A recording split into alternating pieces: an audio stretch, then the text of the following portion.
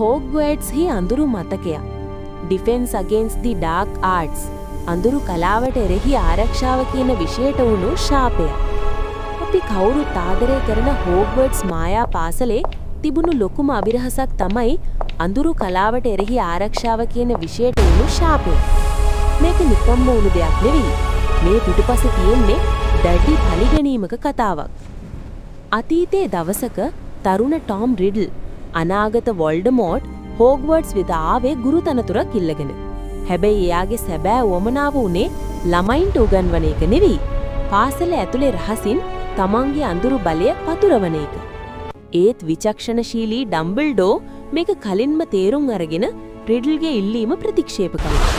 ඒ කෝපය දරාගන්න බැරි වුණු වොල්ඩමෝට් තමන්ට නොලැබුණු ඒ තනතුරට දරුණු ශාපයක් එල්ල කළා.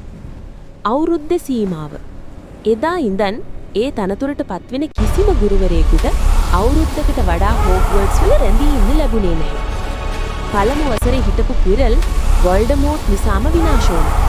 හැමෝම රවට්ටපු ලොක්හාඩ්ගේ මතකය එයාගේම මායාවෙන් මැකී ගියා. හැමෝම ආදරය කරපු ලූපින්ට තමන්ගේ රහස හෙළිවීම නිසා අස්වෙන්න වුණා. ස්නේප් පවා මේ ශාපයෙන් බේරුණී නැහැ.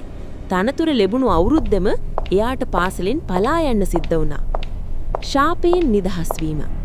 මේ අඳුරු කාලය අවසන් වුණේ 1998 දී වොල්ඩමෝට්ගේ මරණයත් එක්කයි. වොල්ඩමෝට් විනාශ වීමත් එක්කම දශක ගණනාවක් තිබුණු ඒ ශාපයත් දිය වෙලා ගියා. අවසානයේදී ඒ තනතුරට ස්ථීර ගුරුවරුන් පත් කරන්න හෝග්වර්ට්ස් වලට අවස්ථාව ලැබුණා.